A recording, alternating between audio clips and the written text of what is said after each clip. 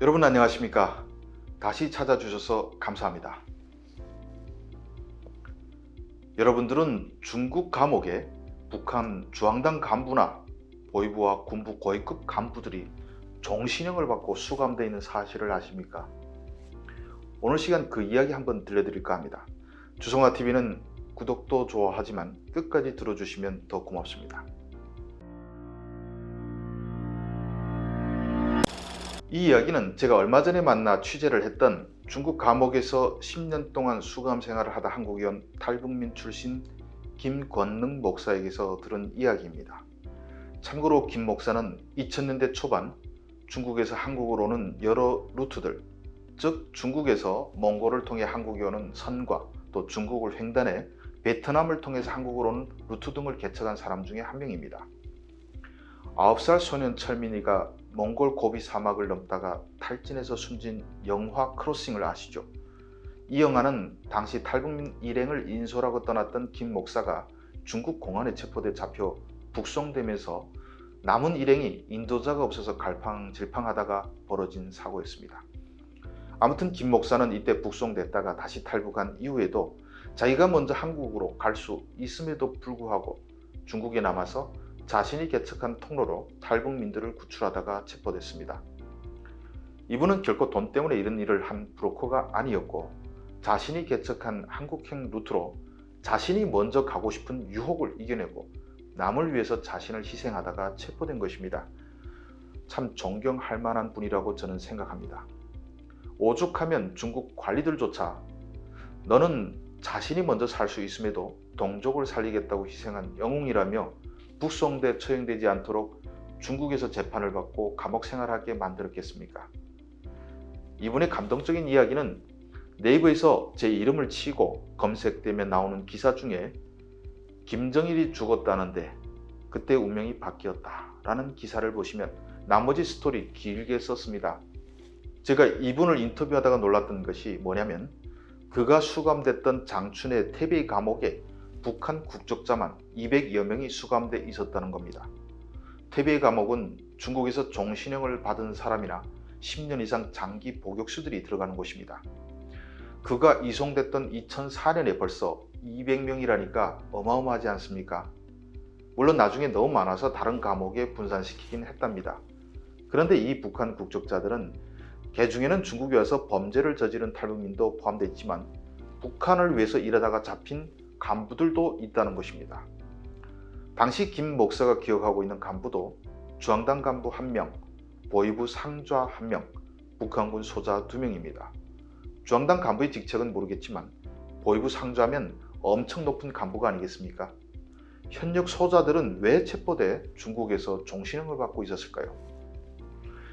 김 목사는 보위부 상좌와 한 감방에 있었습니다. 상좌면 우리로 치면 대령과 중령 사이 계급이라고 볼 수 있습니다. 물론 태베이 감옥은 우리처럼 몇 명이 한 방에 있는 것이 아니라 방 하나에 죄수가 40명 이상 수감돼 있고 선풍기도 없어서 여름에는 숨이 막혔고 겨울에는 작은 창문마저 닫아 또 숨이 막히는 곳이라고 합니다. 이런 곳에 보위부 상자와 탈북자들을 한국에 보내다 체포된 사람이 같은 방을 쓰며 있게 된 것입니다. 이 상자가 체포된 것은 중국에서 약을 팔다가 걸렸기 때문입니다. 제가 말하는 약이 어떤 약인지 아시죠?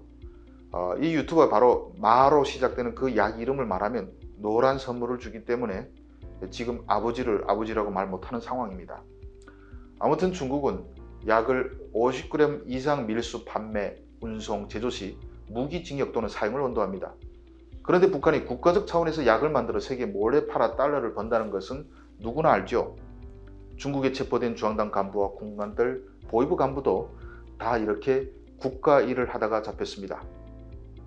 상자는 김 목사에게 차를 끌고 중국을 합법적으로 왔다 갔다 하던 일, 김정일 생일에 달러를 한 가방에 가득 채워 평양에 올라가서 충성 자금으로 넘기고 표창받던 일 등 자주 할애했던 과거를 회상했다고 합니다.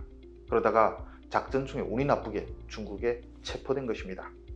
주황당 간부와 북한군 소자들도 마찬가지였는데 약을 팔아 충성 자금을 마련하는 임무 수행 중에 잡힌 사람들입니다.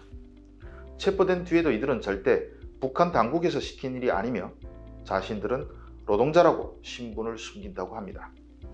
그래도 중국이 모르겠습니까? 원래 양이 많으면 처형인데 북한과의 관계를 의식해서 종신형을 선고해 감옥에 수감시킨다고 합니다. 북한은 2000년대 초반까진 이런 일이 걸리면 대표단을 보내서 구명활동을 벌였는데, 그때 푸틴 러시아 대통령이 북한에 가서 너네 우리 러시아에서 계속 약 팔다가 잡히는데 관용을 베풀지 않겠다는 식으로 얘기해서 그 다음부터는 대표단은 보내지 않는다고 합니다. 그리고 망신당할까봐 이들을 보내라고 요구하지도 않는다고 합니다. 이들은 체포되는 순간 작전 중 전사한 사람처럼 취급됩니다. 대신에 대사관 직원이 3개월에 한 번씩 와서 1000위안씩 영치금을 넣어주고 간다고 합니다. 북에 남은 가족은 숨은 영웅의 가족으로 간주해 배급도 잘 주고 당국에서 자녀들도 잘 돌봐준다는 것입니다. 이 보이부 상자는 김 목사를 보면 우리도 나라가 잘못하고 있다는 것을 알아. 그런데 보이부 사람일수록 정부를 훨씬 더 무서워해. 너희 같은 탈북민도 죽이고 싶어서 죽이는 것이 아니야.